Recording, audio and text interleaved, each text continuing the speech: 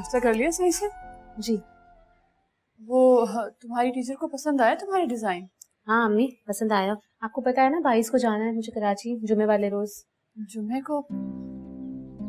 को तो तुम्हारे ताया आने का कह रहे थे निकाह के लिए। उन्हें हाँ भी नहीं कर सकते और ना करने का तो सवाल ही पैदा नहीं होता। मुसीबतें कब अकेली आती हैं, एक के बाद एक चली आ रही है। ठीक कह रही हैं। पता नहीं मैडम सीमा भी कितना शोर मचाएंगी मेरे कराची जाने पर। वैसे उस खबीस औरत ने मेरी तनख्वाह काटी भी है। तो एमन वो क्या कहूँ भाई शौकत को? कहना क्या?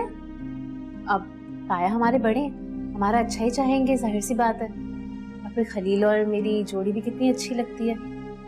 तो बस मैं राजी हूँ, बुला लो उन्हें। तुम्हें पता है तुम क्या कह रही हो? क्या मतलब क्या कह रही हूँ? मुझे पता है मैं क्या कह रही हूँ।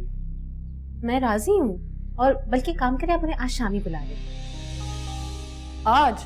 वो किस खुशी में? अरे भाई, जोड़े बनवाना है शादी का, कौन सा कलर होगा, ज्वेलरी कैसी होगी, सब बताना तो होगा ना। और फिर आपको पता है खलील की चॉइस कैसी है।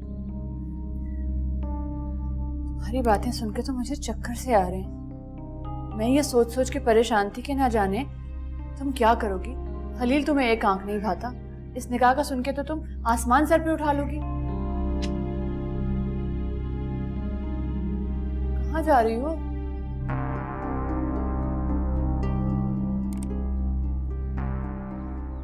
अरे क्या हुआ शकीला, ये ऑफिस नहीं जाएगा? फरीद सो रहा है, अब तक 10 बज रहे।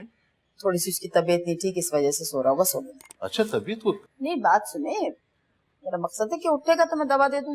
नाश्ता बना दिया, आप तो नाश्ता कर लीजिए। अच्छा बात सुने, जाते हुए अम्मा जी से जरा मिलते जाइएगा। लेजर ऑपरेशन कराने की रट लगाए बैठी हुई।